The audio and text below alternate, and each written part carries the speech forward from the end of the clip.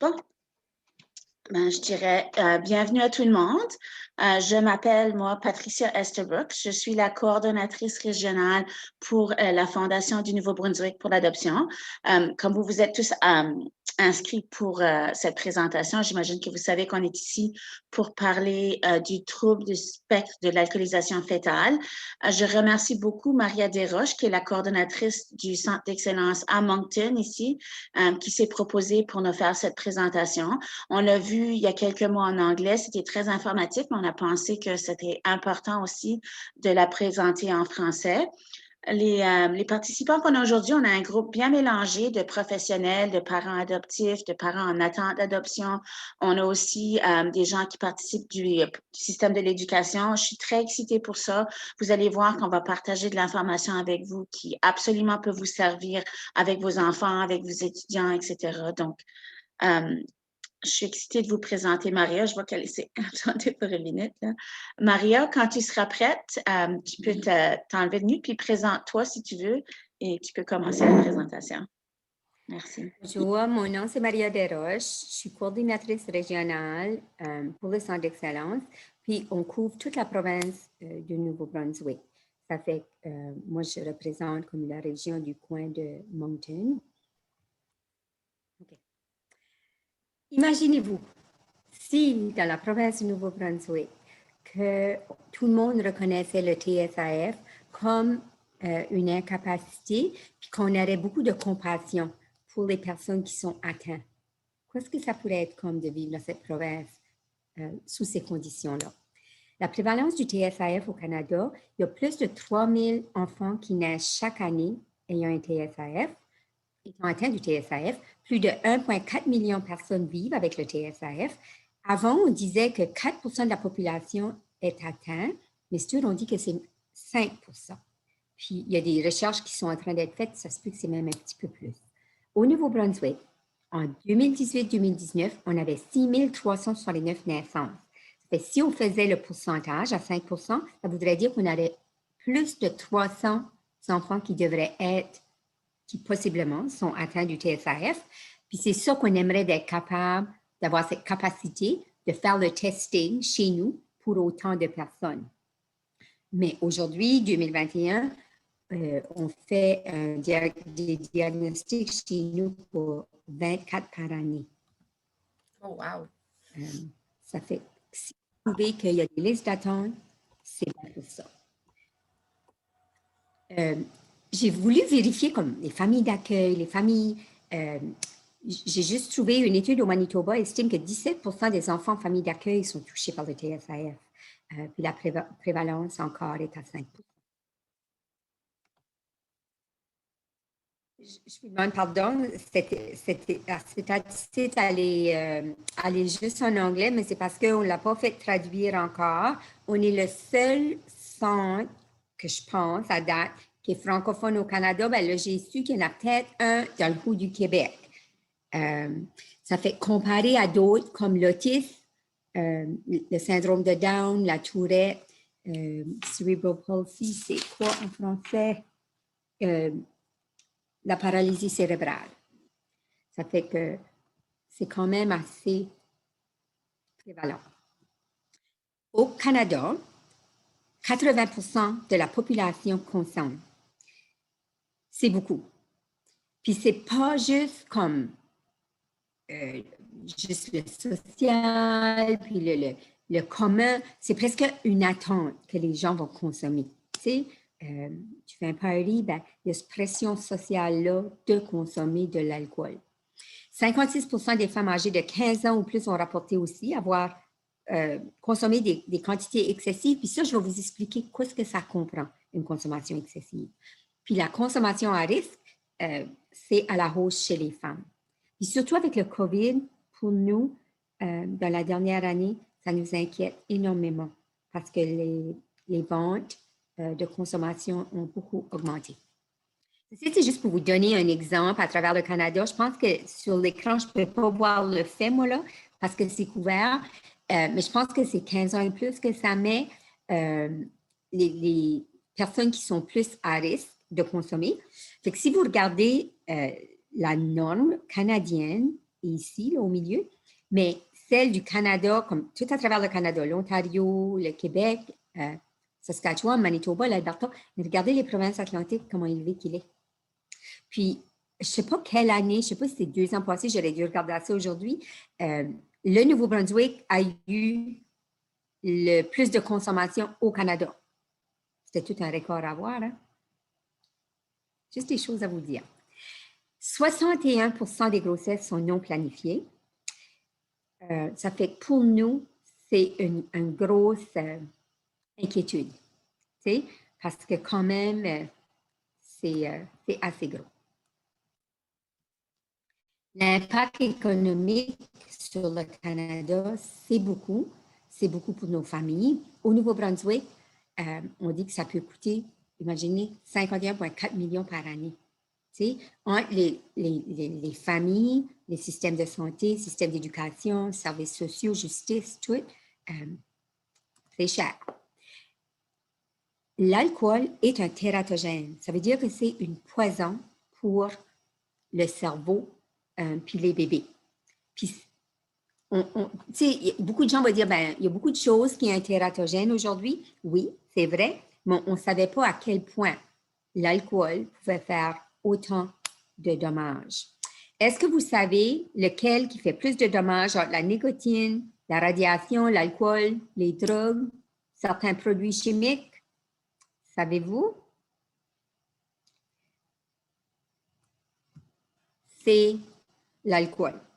Je suis désolée que c'est en anglais, celui-ci aussi. Tout n'est pas encore traduit.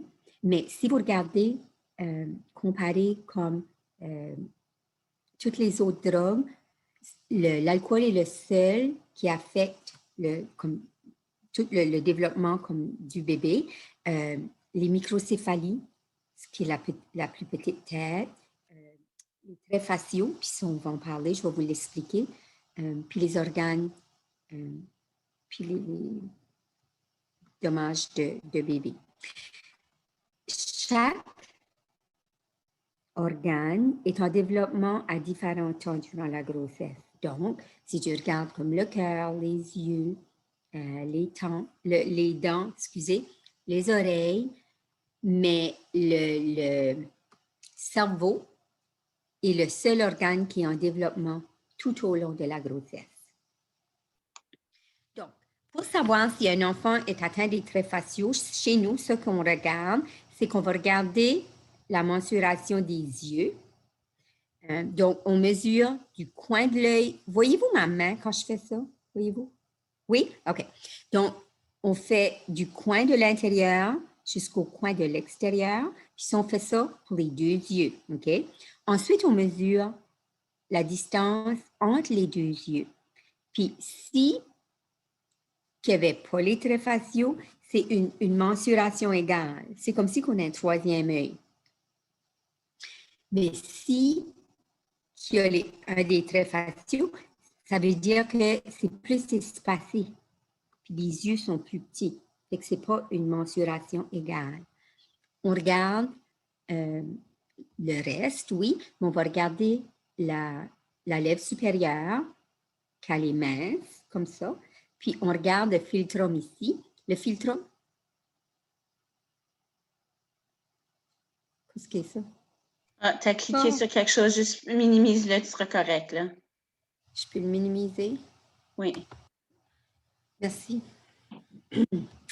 Le philtrum, on regarde entre le nez puis la lèvre supérieure, il y a 2 lignes. Comme si vous regardez, vous autres, vous avez tout comme 2 lignes. Mais si il y avait un des traits faciaux, c'est beaucoup plus lisse. Donc, les 3 choses qu'on regarde, c'est les yeux, le philtrum, puis la lèvre supérieure. Mais moins de 10% des enfants qui sont atteints du TSAF ont les traits faciaux. Moins de 10%. Je vais vous montrer pourquoi. Donc, ceci, c'est la grossesse de maman, là. Donc, la dernière menstruation commence ici. 14 jours après la conception, qui veut dire que c'est la journée de l'ovulation. À la 17e journée, entre la 17e journée puis la 22e journée, c'est à ce moment-là, si maman a consommé là, que l'enfant peut avoir les traits faciaux. Donc, c'est une fenêtre de 5 jours. Cette fenêtre-là, de 5 jours seulement. C'est pour ça qu'il n'y en a pas beaucoup d'enfants qui ont les traits faciaux. Maman ne sait même pas qu'elle est enceinte encore. Ce qui veut dire que il y en a, vous êtes parents, il y a des personnes ici qui ont accouché de des bébés. À quel âge, comment longtemps de la grossesse avant de savoir que vous étiez enceinte? Souvent, c'est 6, 8, 10, 12 semaines qui vous amènent 6 semaines, 8 semaines et plus loin. Avant que maman sache même qu'elle est enceinte. Mais ici, cette fenêtre-là de 5 jours, c'est à ce moment-là que possibilité d'avoir les traits faciaux. Pas de questions là-dessus? Je continue. OK. Alors, pourquoi c'est que les femmes consomment? Mais c'est parce qu'ils ne savent pas qu'ils sont enceintes. Une femme n'est pas enceinte avant qu'elle apprenne qu'elle est enceinte. Puis vous avez vu que 61% des grossesses sont non planifiées. Ça fait les chances, maman ne le sait pas. C'est presque jouer à la roulette russe. Ils ne savent pas qu'ils sont enceintes, ils ne sont pas conscients du dommage, ils ne savent pas. Moi, j'ai des mères en pleurs, en sanglots de penser qu'ils auraient causé le TSAF à leur bébé. Ici, on dit l'alcool est la norme, mais c'est non seulement la norme, c'est presque une attente. Hein. Il y en a qui vivent des situations difficiles, puis il y en a qui c'est de la dépendance à l'alcool, mais ce n'est pas toutes des mères alcooliques. Je peux demander aussi, ce n'est pas nécessairement une consommation continue, ça peut être un verre d'alcool. Un binge, je vais vous l'expliquer. Okay. Oui, je tiens ça. Absolument. Ça fait que, mais c'est la chose, pas tous les enfants vont être atteints. Excusez. Il y a des mères qui vont dire qu'ils ont consommé durant la grossesse. Il y a des enfants qu'on apporte à la clinique parce qu'il y avait quand même une consommation assez sévère, assez régulière, puis les enfants n'étaient pas atteints. Ça arrive. Mais le plus gros facteur de risque, c'est quoi ce qu'on appelle une binge ou une consommation excessive. Puis ça veut dire quoi? Chez les femmes, c'est 3 consommations. Chez les hommes, c'est 4 consommations qui est considérée une binge. Ça fait que, qu'est-ce qui est une consommation? Une canette de bière, un verre de vin, je vais revenir au vin. Pour le fort, c'est 1,5% alcool. Mais je ne sais pas pour vous autres, ben, moi, à la maison, si je me vide un verre de fort, je ne mesure pas avec ça, là. Je vide. Mais si j'allais mesurer la quantité que je mets, c'est bien plus que 1,5% d'alcool. Verre de vin, 5 onces de vin. Ben, 5 onces de vin, je ne sais pas si vous le savez, là, c'est le fond du verre. Ça, c'est quoi ce que vous aurez dans un bar ou un restaurant. Puis ça va mettre, vous avez le choix de 5 onces, 16 onces ou 9 onces dans votre verre. Puis vous trouvez que c'est cheap, c'est le fond du verre. Mais c'est ça, une consommation. Ça fait, si vous le videz à la maison, votre verre de vin, là, il y a plusieurs onces là-dedans. Ça veut dire qu'un verre de vin peut avoir une binge. Ça fait, si le médecin dit, allez-y, boivez un verre de vin, c'est vraiment trichant. La quantité, ça a à faire avec la quantité parce que c'est les onces d'alcool qui sont mis dans votre verre. Ça aide-tu à comprendre un peu? Donc, pour les femmes, c'est 3 consommations. Les hommes, c'est 4. Ça veut dire que dans un verre de vin, déjà, maman aurait bien plus que même 15 onces dans son verre. Puis dans une bouteille, si je ne me trompe pas, je crois qu'il y a comme 2 verres de vin. Si tu remplis 2 verres de vin, là, mais il y aurait plusieurs 5 onces dans une bouteille. OK? On continue. Donc, il n'y a aucun moment qui est sûr. Il n'y a pas un moment qui est safe de consommer. Aucune sorte d'alcool qui est recommandé, même pas le verre de vin, puis aucune quantité. Fait que c'est 0 alcool. Fait que nous, on dit même si une mère est en train de pratiquer une grossesse, c'est à ce moment-là qu'on arrête de consommer. Il y avait une maman qui m'avait dit à une réunion qu'elle a dit, on a été voir le médecin, on a posé les questions, comment on se prépare pour la grossesse. Puis elle m'a dit de bien manger, bien comme un bon repos, continuer mon exercice, commencer mes vitamines prénatales. M'a dit, m'a jamais parlé de consommation d'alcool. Ça fait, on a encore beaucoup de travail à faire. Donc, qui sait que ça peut affecter? Le TSAF nous appartient à tout le monde. Parce que quand tu penses à 80% de personnes qui consomment de l'alcool, ça appartient à n'importe qui. Ça peut toucher l'enfant d'une mère qui n'a pas eu la bonne information. Ça peut être une mère qui n'a pas consommé souvent. Moi, j'en ai 3, je pense, 2 ou 3 qui ont venu, les enfants mis en clinique. Les mamans avaient été dit qu'ils ne pourraient pas concevoir, qu'ils ne pourraient pas avoir d'enfants. Ça fait ces mères-là n'avaient aucun moyen de savoir ou de planifier une grossesse. C'est quoi le TSAF? C'est le trouble du spectre de l'alcoolisation fœtale, qui veut dire que ça touche un enfant dont la mère a consommé de l'alcool durant la grossesse, puis ça nous appartient tous. Avant, on appelait ça l'EDCAF, l'ensemble des troubles causés par l'alcoolisation fœtale, mais on a voulu l'apporter aussi près de FASD, donc on a mis TSAF, trouble du spectre d'alcoolisation fœtale. Ça peut affecter la croissance, le système nerveux central, puis parfois le visage, comme on vous a dit, juste 10%. Mais sur la recherche est en train de déterminer que ça peut affecter tout le corps. Ça fait qu'il y a de la recherche là-dessus. Il y a souvent des problèmes d'apprentissage, puis des comportements. Puis ça, c'est des choses, quand ils sont tout petits, on a de l'air à être plus généreux. On va dire, il va apprendre ça quand il va aller à l'école, ou les comportements vont changer. Mais ça peut affecter l'apprentissage, la mémoire, l'attention, puis il y a des comportements sociaux aussi. Puis c'est un modèle constant d'inconsistance qui veut dire que une journée, l'enfant peut fonctionner à l'école, il va bien. Le lendemain, il va se rappeler de tout ce qu'il a appris aujourd'hui. Mais la journée d'après, tout est parti. Ça fait, là, on commence à dire, ah ben là, fais plus d'efforts, t'essayes pas assez fort. Donc, des choses qu'on peut voir, les poids de l'enfant, puis la hauteur de l'enfant, c'est comme sous les normes. Avant, ça faisait partie, mais c'est juste considéré, c'est des choses qu'on regarde, on fait la courbe de croissance pour voir où l'enfant se situe. Il peut avoir des retards, des problèmes d'audition, hyperactivité, problèmes cardiaques, des déformités congénitales, des plus petites dents. Des fois, il y a quelque chose même avec les petits doigts. Microcéphalie, ça veut dire que la tête est plus petite. Ils peuvent avoir ça.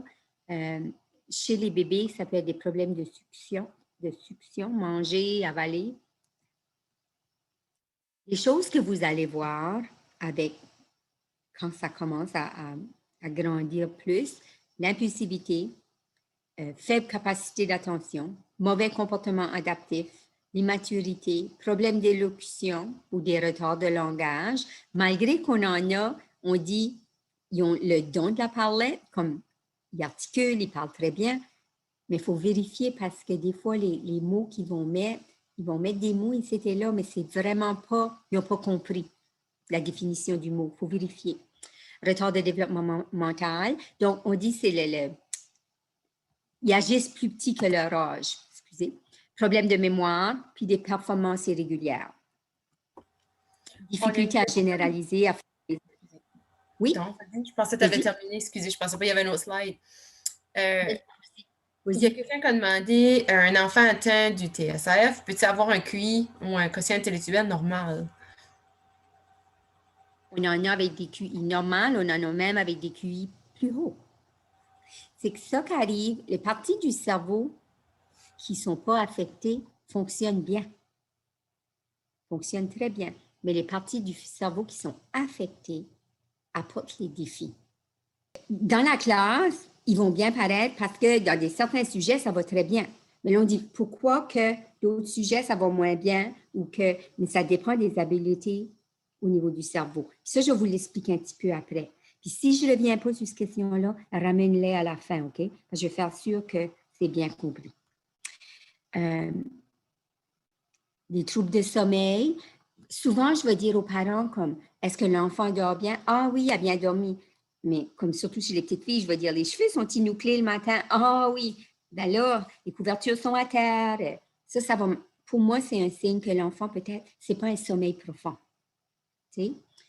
Puis on a des enfants avec le TSAF qui ont des troubles de sommeil. Aucune notion de propriété, donc on va les appeler des voleurs.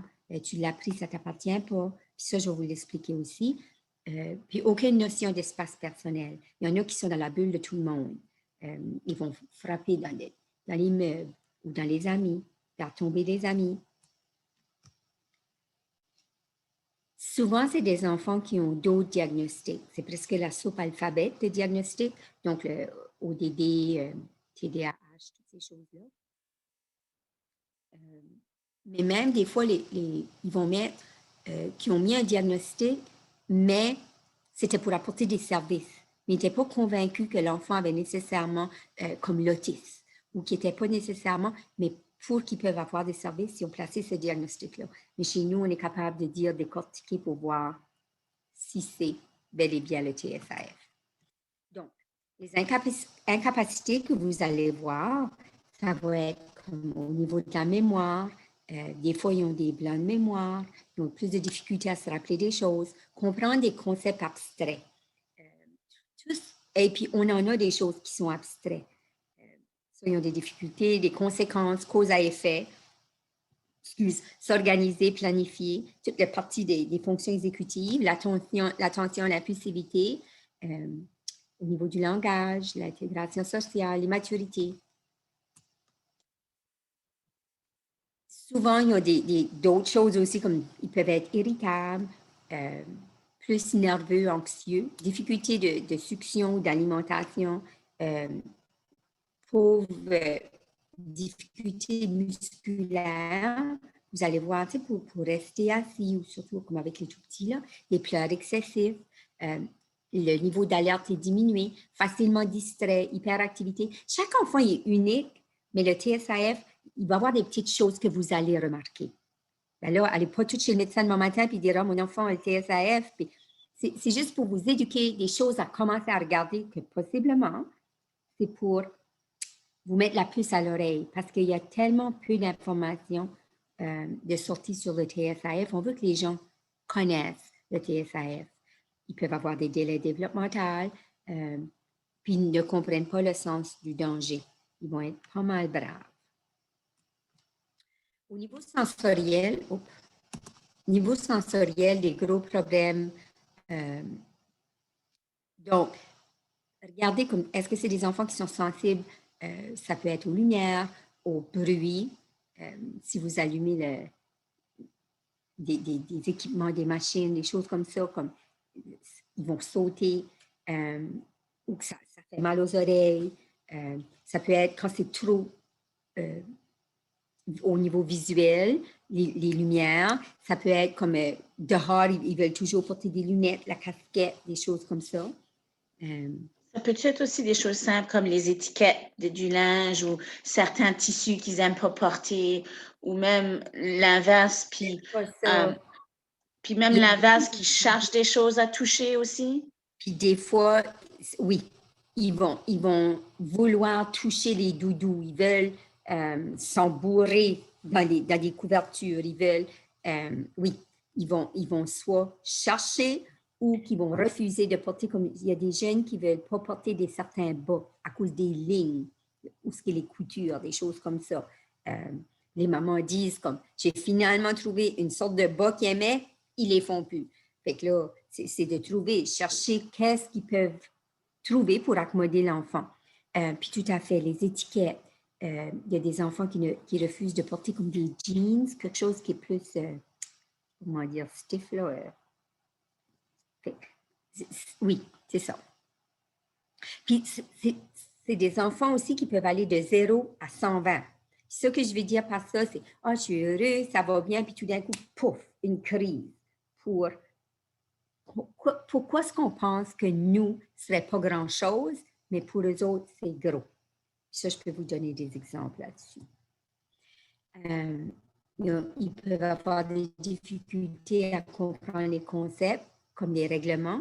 Donc, des fois même, ce sont des enfants que les éducateurs ils vont mettre les vestes aux enfants pour la cour de récré. Les enfants vont faire l'éducatrice, là. Ils vont être capables d'identifier les règles pas suivies par les amis sur la cour de récré, mais ils ne peuvent pas intégrer ces règles-là chez eux. Ils ont des difficultés de comprendre l'appartenance, les valeurs, l'honnêteté, parce qu'il y a des choses qui sont abstraites. Tu sais, quand on dit « tiens-toi bien », ce qu'on veut dire avec « tiens-toi bien », tu sais, il y a beaucoup de choses qu'on dit, qu'on pense que le message passe, mais pour nos jeunes avec le TSAF, il faut garder les choses simples puis détaillées. Raisonnement abstrait, c'est tout ce qui est concret. Puis les causes à effet, ils ne comprennent pas cause à effet. Si je fais ça, ça va arriver. Très difficile. Ils ne peuvent pas percevoir des déductions et conclusions. Ils n'ont pas d'horloge interne. Ça, là, je dis ils n'ont pas, mais ce n'est pas pour tout le monde. Là. Vous connaissez votre jeune, vous savez, perte de mémoire, trouble de langage et difficulté à traiter l'information. Puis généraliser l'apprentissage. Additionner, des fois, à l'école peut être difficile. Additionner, soustraire, multiplier, tout ce qui est mathématique. Le raisonnement apprend de l'expérience. Ils vont répéter les mêmes comportements, comprendre les conséquences de leurs actes, se souvenir des choses, s'entendre avec les autres. Ils veulent avoir des amis, mais ne savent pas comment garder des amis. Ce sont souvent des enfants qui veulent être le boss du jeu. Ils veulent mener le jeu, mais ce n'est pas parce qu'ils veulent être le boss, c'est parce qu'ils savent s'ils jouent comme ça, ils vont être capables de jouer. Et si vous êtes capable de commencer à vous mettre dans le corps du jeune, ça va aller loin parce qu'il va se sentir compris.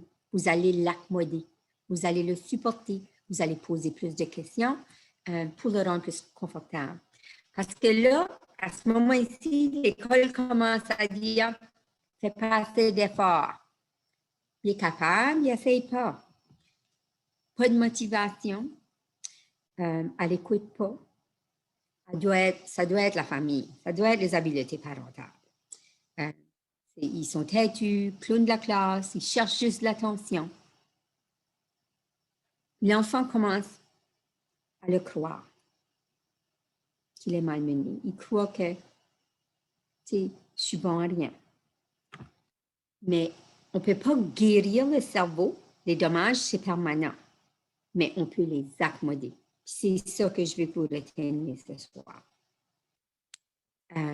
Quand vous voyez des comportements, juste commencez à penser, ça se pourrait-tu? Ça se pourrait-tu, mon jeune serait atteint. Donc, on dit, pensez à l'alarme. Est-ce qu'ils ont des problèmes à arrêter puis commencer des activités? Quand ils sont après faire quelque chose, tu vas dire, OK, là, il est temps de finir. OK, là, c'est ça. OK, là, ben, eux autres, j'ai pas fini. Les autres, ben non. Puis là, c'est des grosses crises. Mais c'est parce qu'ils n'ont pas de concept du passage du temps. Ils ne sont pas capables de dire que ça fait 2 heures qu'ils sont là-dessus. C'est comme vous autres, quand vous allez sur vos téléphones là, le soir, là, puis que vous êtes sur Facebook, puis il y a 1 heure qui a passé, vous n'en avez pas passé. Mais vous autres, vous avez le concept du temps. Vous savez qu'il commence à faire tard, puis vous vous sentez, vous faites le avant de dos, là, le down. Là. Mais les enfants avec le TSAF, non, je n'ai pas fini, puis ils veulent rester là-dessus. Au niveau du langage, ils peuvent parler beaucoup, mais ça ne veut pas dire qu'ils comprennent tout ce qu'ils disent. Au niveau de l'attention, ils ont souvent des diagnostics de TDA ou TDAH, ne comprennent pas les concepts abstraits, comme je vous disais. Au niveau de la mémoire, ça peut être inconsistant, comme ça. Puis, pour expliquer ça, là, je vous dirais, c'est comme les tuyaux d'électricité. Vous savez, à l'école, les tuyaux qu'ils ont dans les classes, qu'il y a des journées que ça clignote là, avant que l'électrique manque. c'est un peu comme ça. C'est comme si que le courant électrique ne se rend pas à la lumière. Dans l'apparence tout à fait normale, mais ils ont cet handicap-là. Fait qu'imaginez-vous que ça doit être comme les enfants qui sont atteints du TSAF, sans le savoir, puis qui n'ont pas les soins appropriés, ils souffrent beaucoup. Puis on appelle ça les incapacités secondaires. Puis ça, je vais vous expliquer ça un petit peu. Donc, les comportements primaires, c'est ça qui est survenu à cause du dommage du cerveau, mais les incapacités secondaires, c'est quoi ce qui vient après parce qu'ils sont comme mal compris, mal accompagnés, mal supportés. Ça veut dire que c'est des problèmes de santé mentale. L'anxiété vient tellement élevée, l'estime de soi descend tellement bas, ils ont peu ou pas d'estime de soi, comportement sexuel inapproprié, des démêlés avec la justice, difficulté à veiller au bien-être de leur enfant, là, je parle d'adultes, difficulté à garder un emploi, puis c'est assez élevé. Au niveau de la santé mentale, c'est à peu près 90% des personnes atteintes du TSAF. Ça ne se guérit pas, mais on peut changer le destin des enfants avec le TSAF. C'est ça que je veux que vous reteniez ce soir. C'est de changer la manière, reformuler votre manière de penser. C'est pas qu'ils ne veulent pas, ça se peut-tu que c'est parce qu'ils ne veulent pas. C'est pas qu'ils ne veulent pas, peut-être qu'ils ne peuvent pas. Le premier pas vers le changement, c'est de comprendre. Le deuxième, c'est l'acceptation.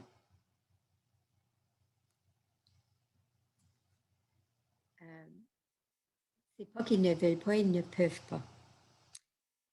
Votre compréhension va changer leur attitude. Puis là, parce que vous allez changer votre attitude. Ils vont le remarquer. Parce que vous allez aller plus loin. Vous allez comprendre mieux. Donc, reconnaître que la personne qui est en chaise roulante a besoin de sa chaise. On n'enlève pas la chaise. Comprendre que si j'ai de la misère avec mes yeux, je porte des lunettes. Si j'ai de la misère avec l'audition, je porte des appareils auditifs. On ne les enlève pas puis s'attend que la personne va fonctionner sans le support. Pour nos jeunes avec le TSAF, c'est vous. C'est une personne externe qui va supporter, accompagner, puis boucher ces petits trous-là quand ils ont besoin d'aide. Là. Donc, c'est ça. Pensez à tout ce que le cerveau fait pour vous autres de la minute que même que votre snooze, si vous allez sauter les deux pieds à terre tout de suite. Puis là, déjà, on a des choses en marche. Sortir mon linge que je vais porter, quand je vais prendre ma douche, on surveille l'horloge, on surveille le temps le matin, on est plus occupé. Mais pensez à tout ce que le cerveau fait pour vous autres. Ça fait, imaginez-vous, votre cerveau est comme tout est classé, tout est organisé, tout est fait. Vous êtes capable de faire des choses, comme on dit, le cerveau gauche, cerveau droit, tout est coordonné. Mais imaginez-vous, si vous aviez un dommage de cerveau, puis que tous vos fichiers, tout était paré partout, puis il faut chercher, puis trouver, puis se rendre. Donc, la première chose, je vous dirais, essayez de diminuer de courir pour si les enfants sont atteints du TSAF. Prenez plus de temps. Même quand vous parlez, on n'a pas besoin de courir. Mais c'est sûr que quand on a l'anxiété qui monte, surtout le matin, là, les parents, on n'est pas tout le temps notre meilleur. Parce que le matin, notre anxiété est élevée. Puis nos enfants avec le TSAF, ils dépendent sur nous pour rester calmes, pour qu'ils puissent mieux fonctionner. C'est comme les tout-petits. Tu sais, un tout-petit de 2 ans à 4 ans, ils sont plus faciles à faire des crises Parce qu'eux autres, c'est l'anxiété qui monte. Ils dépendent sur nous, les calmer.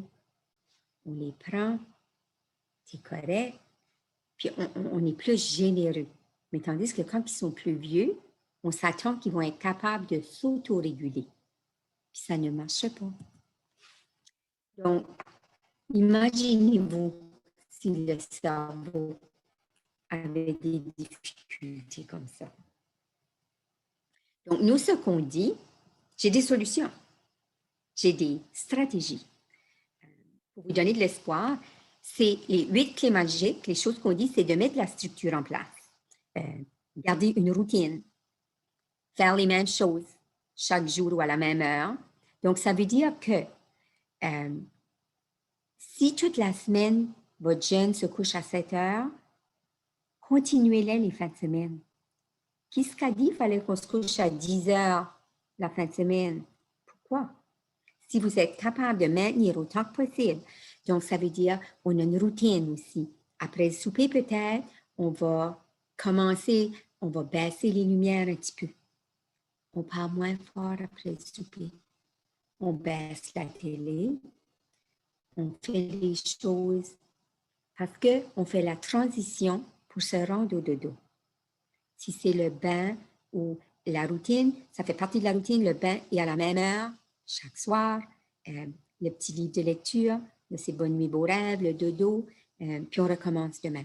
Gardez les choses aussi simples que possible, concrète supervision, c'est ça que nous recommandons. Pourquoi que la routine est importante? C'est parce que là, ils vont venir à se rappeler. Parce que je vous disais que des fois, ils ne savent pas le temps, être capable de savoir comment le temps a passé. Et si on garde la routine, ça aide. Ah, là, ils vont commencer à se sentir un peu fatigués, fait qu'ils savent que le dodo s'en vient. C'est pour ça que c'est important. Et si vous avez un changement de routine, il faut le planifier à l'avance puis leur donner des avis de ce qui va s'en venir. On fait ça demain à la place, puis là, on va le rappeler que demain à la place, on va peut-être pas se coucher à 7 heures parce que c'est non planifié ou qu'il y a des activités qui s'en viennent, puis on leur dit pourquoi. Si vous n'avez pas la structure puis la routine, c'est ça que vous allez voir. Des crises, des enfants qui sont pas mal mêlés puis frustrés. Ceci, c'est juste pour vous donner une idée, pour vous parler de la dysmaturité. Souvent, les enfants avec le TSAF, parce que nous, on pense que l'âge chronologique va avec l'âge développemental. Pour la plupart des enfants, oui. Les enfants avec le TSAF, c'est pas pareil. Donc, ça veut dire que, comme ici, il y a les habiletés comme d'un 20 ans. Ça veut dire qu'il est pas mal habile, il est capable. Mais son expression de langage, c'est comme un 6 ans. Puis ça, c'est un jeune de 18 ans, là. Sa maturité émotionnelle, sa maturité physique, il est dans le corps d'un 18 ans, mais sa maturité émotionnelle, c'est un 6 ans. Son concept d'argent et de temps, c'est comme un 6 ans aussi. Habileté de lecture, ses aptitudes sociales, 7 ans. Ses connaissances pratiques, c'est 11 ans. Et cet enfant-là, il a 18 ans, il gradue cette année. On s'attend qu'il va s'en aller à l'université ou au collège. Il va se prendre un appartement, probablement un prêt étudiant, une carte de crédit. Il va signer probablement un contrat pour un cellulaire. Qu'est-ce que vous pensez que les chances que ça va bien aller? Mais c'est cette dysmaturité-là que les enfants, on a les attentes parce qu'il est dans le grade 5, on a des attentes parce qu'il a commencé la maternelle, mais vraiment, il irait mieux avec un 3 ans. D'habitude, ça peut être comme la moitié de l'âge chronologique, là. Juste pour vous donner une idée. Avez-vous des questions là-dessus? Je continue.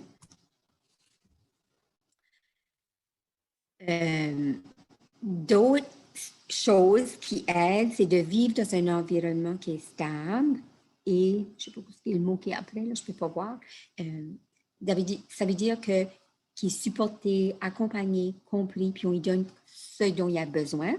Pas avoir trop eu de déménagement, pas avoir été victime de violence, avoir reçu des services adéquats. Ça veut dire qu'on le comprend, on le supporte, puis on fait des interventions appropriées. Puis, possiblement qui aurait reçu son diagnostic de TSAF. Puis on dit que c'est le plus jeune possible, mais comme chez nous, à date, à la clinique, on n'amène pas un tout petit à la clinique avant qu'il ait à peu près 6-7 ans. Parce qu'il va juste avoir une chance de venir à la clinique. Ça fait qu'on veut être certain d'être capable d'avoir le portrait le plus clair possible au niveau de son cerveau.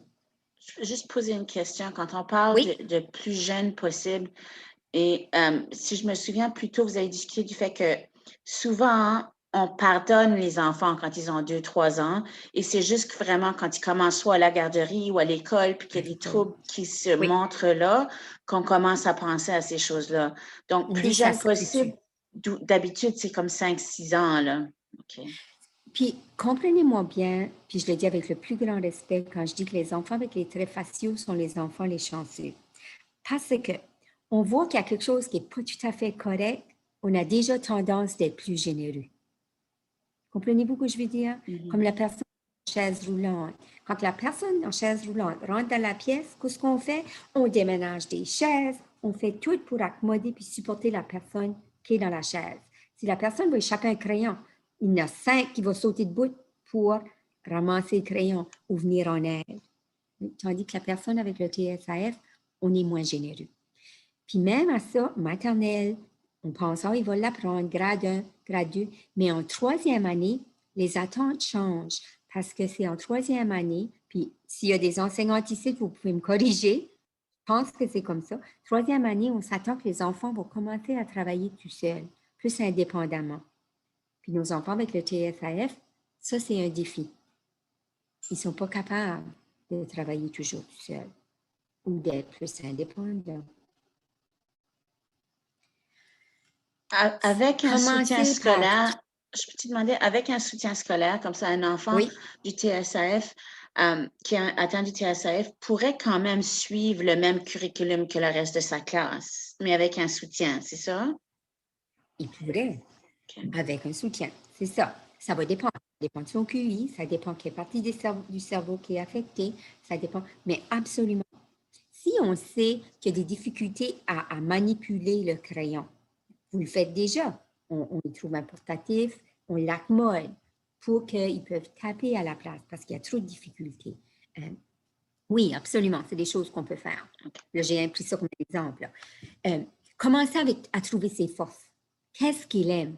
Parce que c'est cette passion-là qu'on veut aller chercher, parce que c'est avec ça que cet enfant-là va faire sa vie. Donc, s'il aime les animaux, s'il aime les électroniques, s'il aime la musique, l'art, toutes ces choses-là, c'est ça qu'il faut trouver. Souvent, ce sont des enfants qui sont très affectueux, ils veulent plaire, ils sont aimables, ils ont des beaux talents, ils sont déterminés, ils veulent plaire, social.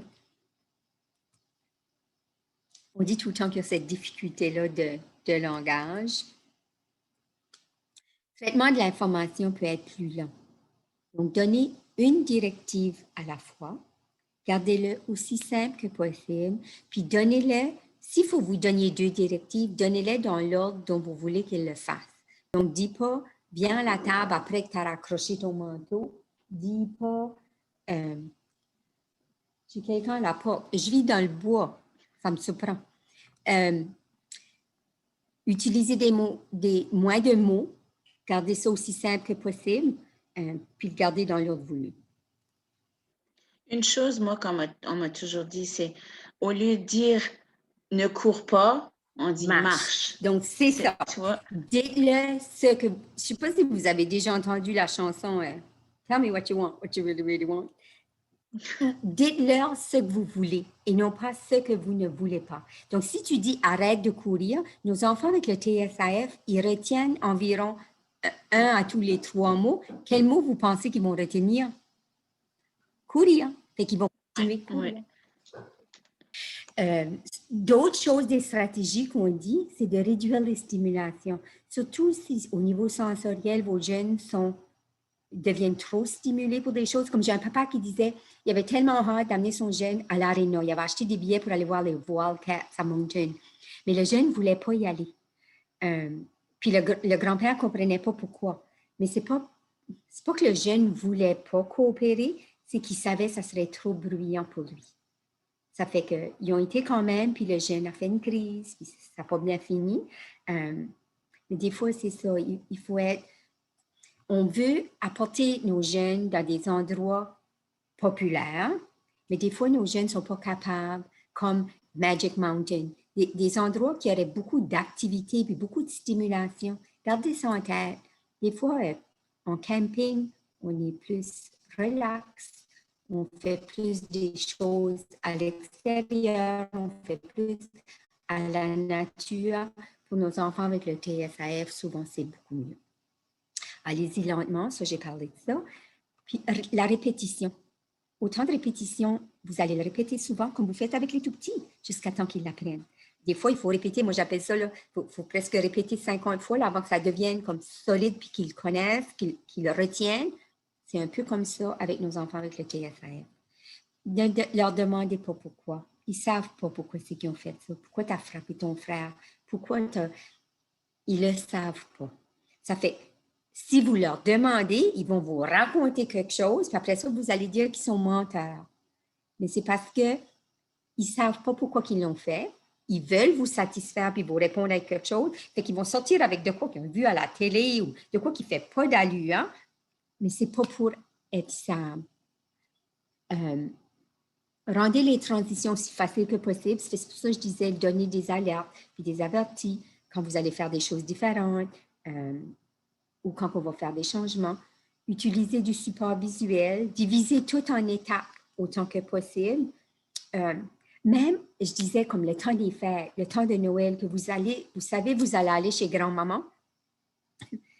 Nos enfants avec le TSAF, ils sont très honnêtes.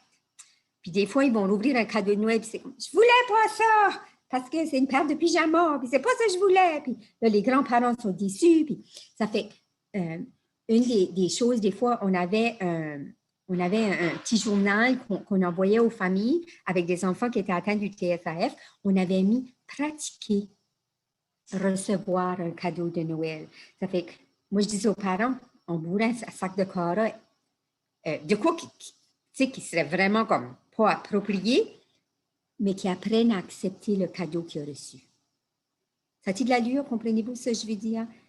C'est vraiment pour qu'on pratique ce qui va arriver, ou qui pourrait arriver, parce qu'on essaie d'éviter toutes les choses possibles. Utiliser les forces de l'enfant, ça, je vous ai parlé de ça, garder la routine aussi. Il y a des difficultés avec le cause à effet.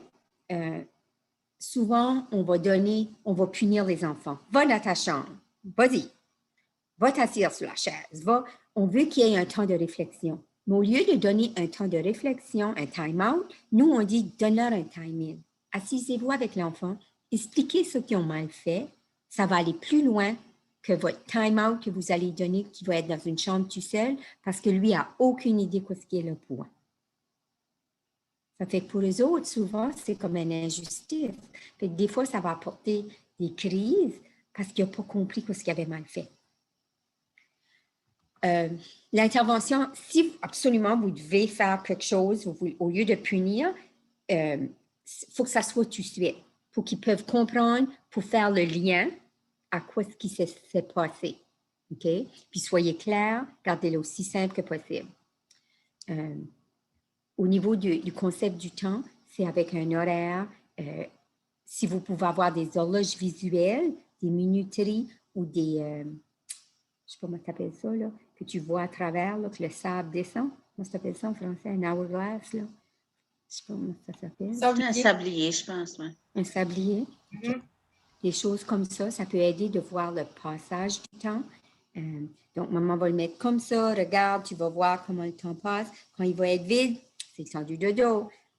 Mais vous aussi, vous allez dire, dans le temps que le sable dit, ah, regarde, il est rendu moitié, là. Ça veut dire que dans pas longtemps, ça va être le temps d'aller dodo, des choses comme ça. Puis apprendre la propriété. Il y a des parents, ce qu'ils font, ils vont mettre des couleurs à chaque chose qui appartient à l'enfant. Donc, il y a une petite fille, elle aimait beaucoup le rose, donc c'est la tuque rose, les mitaines roses. Si c'est rose, c'est à toi. Mais si tu as une autre couleur, c'est pas à toi, ça ne t'appartient pas, parce que c'est pas rose. Des choses comme ça. Au niveau sensoriel, prenez l'inventaire de l'environnement. Donc, est-ce que pour l'enfant, si l'éclairage, ça le nuit, qu'est-ce qu'on peut faire? C'est baisser les lumières, des choses comme ça. Une autre chose dans la chambre, faut que les rideaux, tu sais, comme le soir, parce que là, les journées sont allongées. Mais si le jeune va se coucher tôt pour lui, regarde, il fait clair, je ne vais pas coucher, c'est pas le temps. On met les fenêtres aussi couvertes que possible. Il y a des jeunes qui aiment de mastiquer.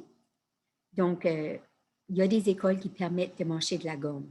Puis ça aide, ou de têter sur un suçon ou quelque chose comme ça, parce que ça aide à être capable de concentrer. Puis ensuite, il y a la pression. On a des vestes avec des... que tu peux gonfler, que ça vient, ils ont la sensation de serrer. Il y a aussi il y a des parents qui prennent des...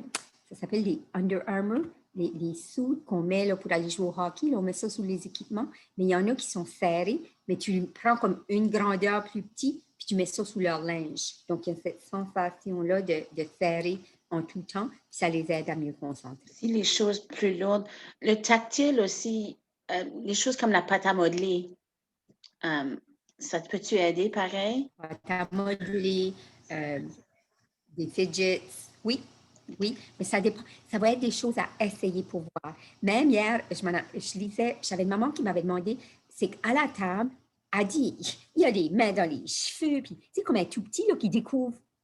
Mais elle dit, fais du mess, ça fait pas d'allure. Ce jeune-ci va à l'école. Là. Elle dit, qu'est-ce que je peux faire à la table? Fait que j'ai dit, parce que c'est un jeune qu'elle a déjà, c'est une maman incroyable. Elle a mis, je ne sais pas combien d'accommodations déjà pour ces jeunes. Ça fait, j'ai dit, ben, si tu mettrais comme un velcro qui peut avoir la sensation que c'est comme un papier sablé, tu sais, puis frotter ça sur la table. Elle dit, ben, je ne suis pas sûre que je vais mettre ça sur ma table neuve. C'est correct, je vais chercher d'autres choses. Puis, il faut que je la contacte parce que hier, je m'en ai aperçu, j'ai trouvé, tu sais, les straps quand on fait des exercices, là, les bandes d'élastique. J'ai dit, je pensais que qu'elle mettait ça sur ses jambes, puis qu'il serait capable de faire cette pression-là à la table, peut-être que ça serait assez, qu'il serait capable de rester assis pour ne pas se mettre, tu sais, de tout faire ce dégât-là. Je sais que nous autres, à la maison, quand on est à table pour le souper, le règlement, c'est, tu sais, tu restes à table pour le souper, mais la chaise, ça, c'est optionnel. Donc, on peut dire, tu n'as pas besoin de t'asseoir, mais choisis. Soit tu t'assois pour dîner aujourd'hui ou tu me mets debout, mais tu ne peux pas te lever comme... Donc, si mon fils est en train de manger, puis il commence à pogner la bougeotte, lui-même, il va se lever, il ôte sa chaise, puis là, il finit son repas debout. Puis c'est comme ça, il reste est-ce qu'à l'école, il peut faire ça? Dans la salle de classe, j'imagine que oui, que s'ils veulent être debout au lieu d'être assis, ça ne devrait pas être un problème. Je ne sais pas, je ne suis pas la madame, là, mais... OK. Bien, c'est que comme moi, cette maman-ci me dit, comme elle veut le pratiquer pour quand il va à l'école, parce qu'elle dit qu'à l'école, faut qu'il reste assis, comme ils sont, je ne sais pas là, comment que c'est, mais elle dit qu'elle veut qu'ils apprennent à le faire comme il faut. Moi, je demanderais voir s'il n'y a pas une accommodation, que s'il y a besoin de se lever puis se promener. Je ne sais pas s'il y a des madames de l'école, mais ils devraient pouvoir avoir ça. Ouais. On a commencé à avoir des rencontres, comme là, je sais qu'on a une la semaine prochaine, mais je vais parler à maman avant, parce que je veux qu'elle essaye la strap pour voir si ça pourrait marcher avant notre rencontre à l'école, parce que là, je vais demander à l'école de l'accommoder à l'école avec la même chose. Tu sais, comme on essaye de quand même rencontrer les besoins. Mais, good job, Patricia. C'est bien. Parce que des fois, les parents, c'est ça. On est strict parce qu'on s'attend, rendu à cet âge-là, monsieur, madame devrait être capable de suivre nos règles. Mais ce sont des jeunes qui ont les bébites, comme faut ça bouge. Qui c'est qui m'a dit, il fait le bacon. Puis je ne comprenais pas ce qu'il voulait dire. Puis là, j'ai compris.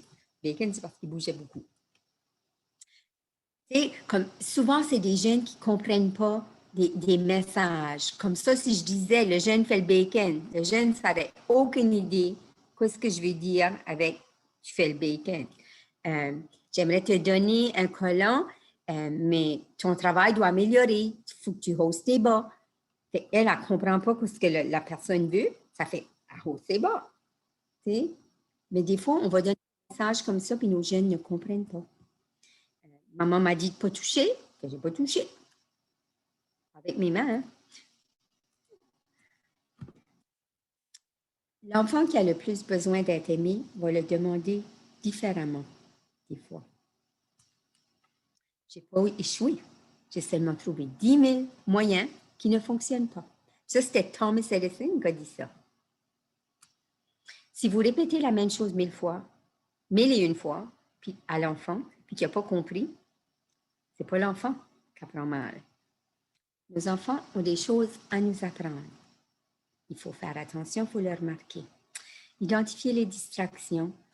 Rappelez-vous l'âge développemental et non l'âge chronologique. Permettez le mouvement. Utilisez les stratégies sensorielles. Puis moi, là, je dis tout le temps aux parents, pensez les forces que ces jeunes-là ont, comment merveilleux qu'ils pourront être comme adultes.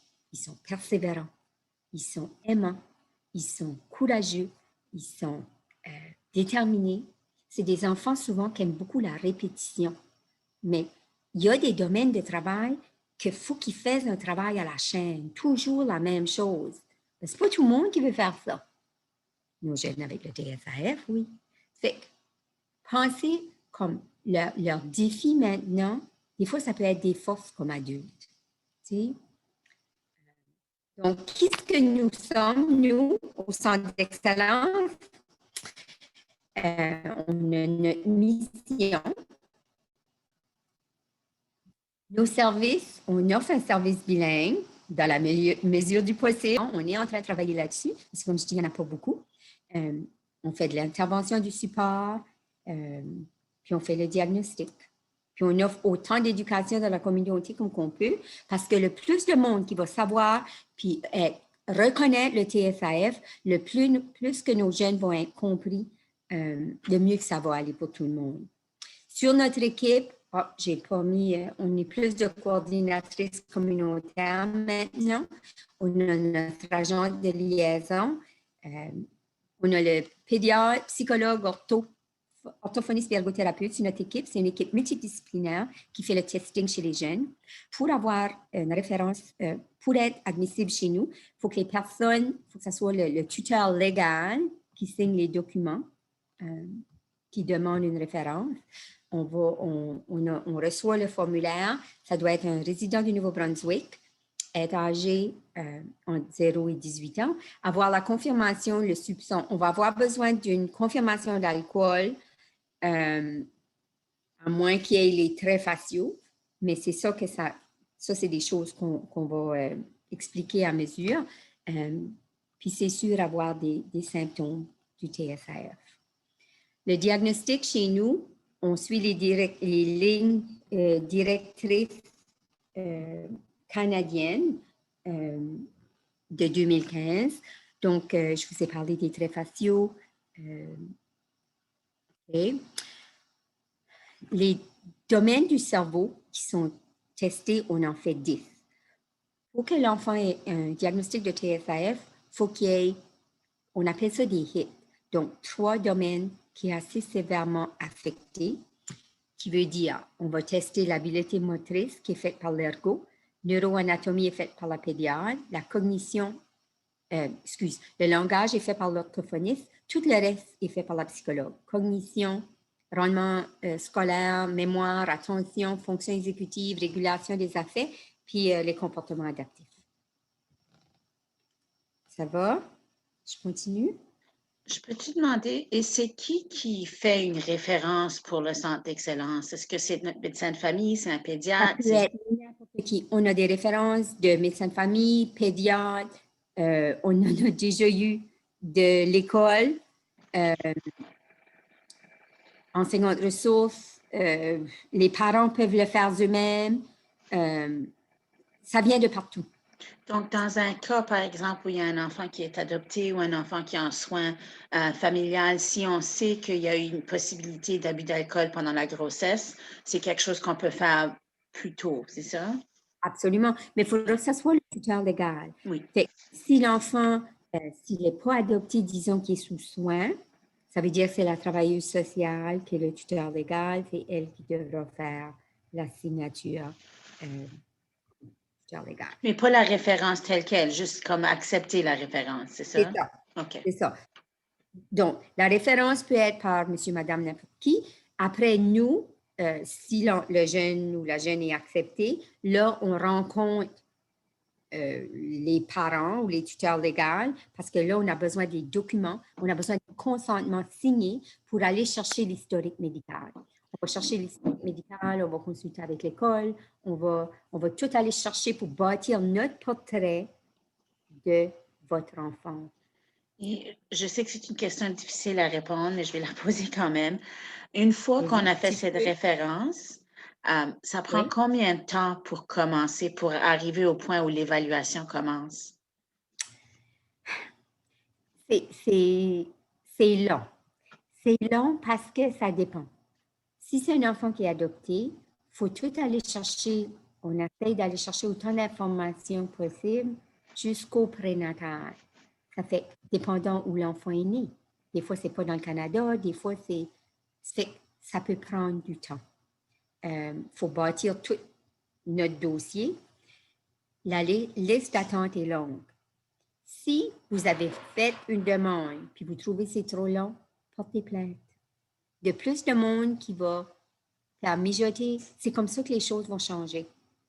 Je vous ai montré au début, on devrait faire comme 300 diagnostics par année. On en fait 24. C'est ça la réalité. Des familles avec des enfants avec d'autres diagnostics ont plus de services, mais c'est parce qu'ils ont parlé plus fort. Nos familles avec des enfants avec le TSAF sont tellement épuisées, ils n'ont pas l'énergie. J'imagine que les TFS aussi, c'est quelque chose qui vient en dernier. Les symptômes, parce qu'ils sont partagés par tellement de différentes conditions, que des fois, on commence, c'est-tu un TDAH, c'est-tu l'autisme, c'est-tu quelque chose d'autre, c'est un autre problème psychiatrique, quoi que ce soit. Puis ça doit prendre plusieurs essais avant de finalement dire peut-être que c'est le TSAF. Et puis là, commencer les démarches. C'est ça qui arrive. OK. Et l'évaluation... L'évaluation au centre, ça prend comme une semaine, c'est ça? C'est un processus de 4 jours. Okay. Donc, lundi, avant-midi, lundi après-midi, puis mardi matin, c'est tout le testing avec la psychologue. Mardi après-midi, c'est le testing avec l'ergothérapeute à l'hôpital. Mercredi matin, c'est le testing avec l'orthophoniste à l'hôpital. Mercredi après-midi, c'est avec le médecin. Puis jeudi matin, toute l'équipe se rencontre pour comptabiliser les résultats. Puis on invite les professionnels qui travaillent avec l'enfant, donc l'école, les garderies, les professionnels qui veulent participer. Puis ensuite, l'après-midi, les parents ou les tuteurs légaux vont venir à la clinique pour avoir les résultats, puis vont partir avec un document préliminaire avec nos recommandations. La recommandation, c'est comme la recette, la meilleure recette pour que le jeune puisse atteindre son plein potentiel. Si on met toutes les recommandations en place. Quelques mois plus tard, vous allez recevoir un document final avec toutes les explications et les détails des testings qui ont été faits. Ça veut dire que ça va être un document beaucoup plus épais, mais les recommandations restent les mêmes. OK? Ça va? On a une petite question avant que tu te couper.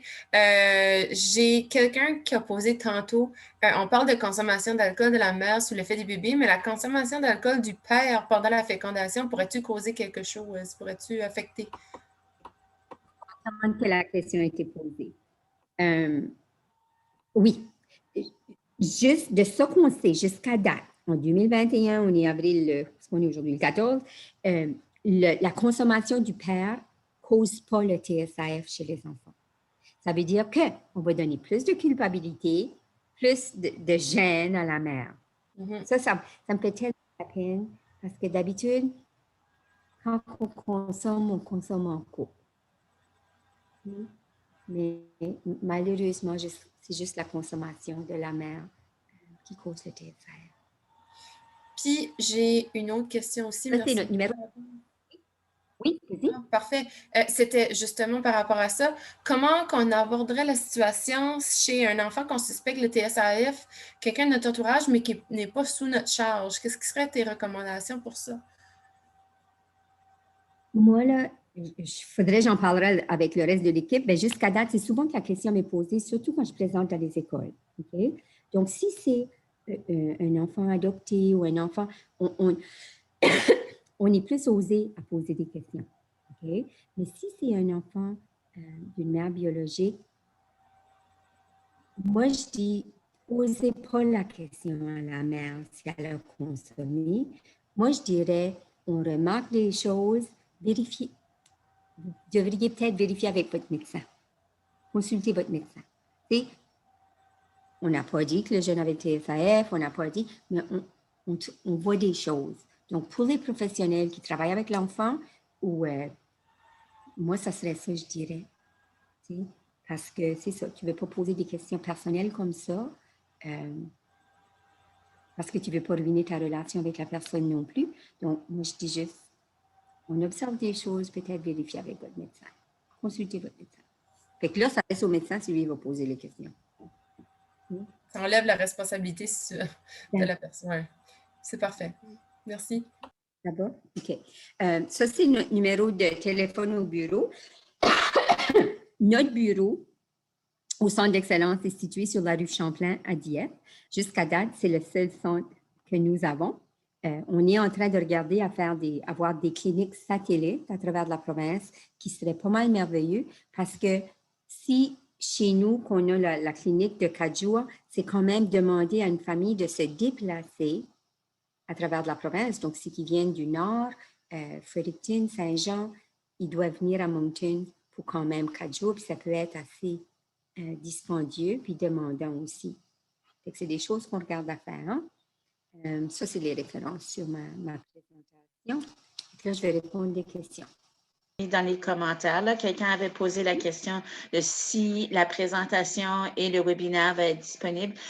Oui, si vous voulez bien nous donner quelques jours, on va compiler tout ça ensemble pour vous, puis ensuite, on va partager le lien et la présentation pour que vous pouvez aller voir cette information. Ça va être sur notre site YouTube et on aura le lien pour la présentation là aussi. Puis, on vous encourage, si vous avez des membres de votre famille qui ont des questions, qui ne sont pas sûrs, ils peuvent regarder, même nous envoyer des questions. On est toujours là pour aider. Ou si vous voulez partager aussi avec vos collègues ou quoi que ce soit, c'est pour ça qu'on fait ces présentations. Donc, si vous avez des questions, je vous invite soit à les mettre dans le chat ou vous pouvez enlever votre micro, mettre votre mute maintenant. Si vous voulez parler, on a... Vous pouvez aussi nous appeler au centre si jamais quelqu'un avait des questions. Ça nous fera plaisir de répondre à la même. On ne prétend pas tout savoir, mais ce qu'on ne sait pas, on va chercher. On a une bonne question là, de Linda. Est-ce que les coûts de l'évaluation, c'est comparable à l'évaluation du TDAH? Ça coûte rien pour venir à notre clinique. Ça coûte rien. Parce que pour le TDAH, souvent, c'est les parents qui doivent défrayer le frais des... non, chez nous, c'est gratuit. Du psychologue. On est avec Vitalité. Donc, on est financé par la province. Donc, nos présentations sont gratuites, nos services sont gratuits, c'est ça. Parfait, merci. C'est pour ça qu'on dit que l'enfant a besoin d'un numéro de Medicare. Ouais. Je ne pense jamais dire ça, c'est vrai, c'est gratuit. Mm-hmm. Oui. Je sais qu'il y avait une couple de questions que j'avais envoyées à l'avance, donc peut-être que tu pourrais répondre pour nous. Une question qu'on avait demandée, c'était sur la thérapie ABA. En anglais, c'est Behavioral Therapy. Puis, il y avait quelqu'un qui avait demandé si ça, c'est une thérapie qui peut aider les enfants atteints du TFS ou non? on ne veut pas dire que ça ne fonctionne pas, là, parce que chaque enfant est vraiment différent. Je veux dire, l'alcool affecte le cerveau différemment pour chaque individu. Comme Maria a mentionné, il y a différents domaines du cerveau qui peuvent être affectés. Mais habituellement, les gens atteints du TSAF ne comprennent pas vraiment les causes à effet ou les conséquences. OK. Donc, c'est une technique qui fonctionne un peu moins bien chez notre population, mais je ne vous dis pas que ce n'est pas effectif à 100%. Donc, c'est peut-être quelque chose à essayer, mais être conscient qu'il n'y a peut-être pas de compréhension. C'est ça. Donc, oui, exactement. C'est ça. Une autre question qui est arrivée aussi, c'était pour les plans d'intervention dans les écoles. Je ne sais pas sûre comment ça s'appelle, mais quelqu'un avait demandé pour… Les plans communs? Les plans d'intervention dans les écoles quand les enfants ont besoin d'un programme spécial pour eux ou d'un plan d'apprentissage spécialisé pour eux. Quelqu'un avait demandé pour les objectifs pour ces choses-là, est-ce que l'objectif, ça devrait être de changer le comportement ou l'action de l'enfant, ou est-ce que l'objectif, ça devrait être plutôt d'adapter l'environnement de l'enfant pour que lui-même découvre le bon chemin, quoi? Ça serait la deuxième option. Donc, ça serait vraiment d'adapter l'environnement à l'enfant. OK. Parce que ça va être très difficile de changer l'enfant. Donc, on veut vraiment changer son environnement pour pouvoir… Donc, nous, on veut s'adapter à lui et non l'inverse. Parfait. D'autres questions? Donc, c'est ça, j'allais dire, nous, on va rester, on est ouvert ici, on va rester un petit peu plus longtemps si vous avez des questions. Comme j'ai dit, si vous voulez ouvrir votre vidéo, ouvrir votre micro, on est là. On va attendre quelques minutes, puis s'il n'y a pas d'autres questions, on pourra finir, mais entre-temps, s'il y a des questions, on peut attendre. Candy, toi, avais-tu des questions? Non, j'ai pas de questions. Ça répond à beaucoup. C'était très bien présenté. Merci en passant, Maria. C'était vraiment bien présenté. Ça englobe beaucoup de choses. Puis je pense que c'était assez détaillé, si je devrais dire, ouais, pour justement… puis je suis certaine… puis il y en a qui ont posé des très bonnes questions. Là. Pour tout de suite, moi, j'en ai pas qui me revient. Si jamais c'est des questions qui vous reviennent plus tard, comme justement, Maria vous a… Dans la présentation, il y a le numéro, puis je pense que vous pouvez les contacter. Je peux le remettre à l'écran. Oui, mais je vais le partager avec tout le monde On va le partager par courriel aussi. Oui. Ouais. Puis, n'hésitez pas non plus à nous poser des questions, nous envoyer des questions, on fera notre possible pour les répondre. Du côté de la Fondation, je veux remercier Maria vraiment d'avoir présenté ça pour nous une deuxième fois. C'était très gentil. Aussi, je veux vous dire qu'on a d'autres programmations tous les mois, nous autres, pour soutenir les familles en adoption, en attente d'adoption et les familles d'accueil. Donc, s'il vous plaît, vous pouvez toujours nous suivre à nbadoption.ca. On a tout notre horaire, notre programmation. On essaie d'avoir un webinaire tous les mois, un en français et un en anglais. Et on vous demande toujours des suggestions. Donc, si vous vraiment avez un sujet en particulier que vous voudriez qu'on partage ou qu'on trouve quelqu'un pour venir discuter avec vous, s'il vous plaît, n'hésitez pas à nous envoyer ces commentaires, ces suggestions, puis on fera notre possible pour vous aider justement à bâtir ces habiletés-là. Donc, je dis merci à Sophie qui nous dit un gros merci et Jenny qui dit merci beaucoup, c'était intéressant. Et Jocelyne aussi, merci à vous tous. Là. On a aussi, j'ai oublié de mentionner, comme on a une coordinatrice à Saint-Jean, ça c'est Tania, on a une à Fredericton, Lisa Taylor, on a Honor à Hamilton, on a Natasha Landry, puis on a une agente de liaison pour les familles autochtones, qui est Jillian Mason. Et je ferai ça d'envoyer les contacts pour toute la région, pour toute la province, à tout le monde aussi. Vous avez peut-être entendu parler du Centre d'excellence TSAF du Nouveau-Brunswick. Ça sonne bien, n'est-ce pas? Visiter de nouveaux endroits peut parfois être intimidant, alors nous avons décidé de vous offrir une tournée. Bienvenue dans notre bel espace. Ici, nous avons la salle d'attente, où vous pouvez vous détendre avant et entre vos rendez-vous. Il y a plein de jeux amusants. Dans ce corridor se trouvent quelques-uns de nos bureaux où vous rencontrerez des personnes très gentilles. Le premier jour, vous rencontrerez un de nos psychologues. Ensemble, vous répondrez à des questions et compléterez des activités qui leur permettront de comprendre comment votre cerveau fonctionne. En plus du centre d'excellence, vous aurez la chance de visiter le centre hospitalier universitaire Dr. Georges L. Dumont à 2 reprises pendant votre séjour, soit le 2e et le 3e jour. Allons voir. Le 2e jour de votre évaluation, vous rencontrerez un ergothérapeute avec qui vous ferez des activités pour découvrir de quelle façon vous pouvez bouger votre corps.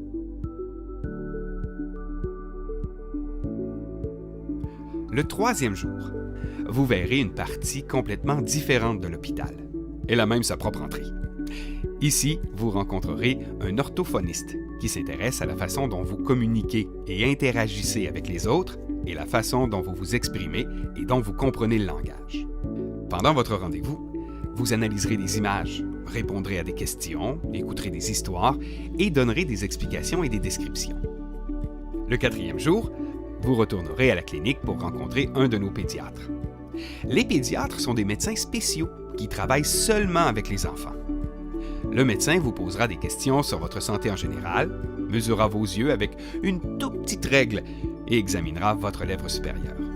Il écoutera votre cœur et vos poumons grâce à son stéthoscope, vérifiera votre équilibre et mesurera votre force.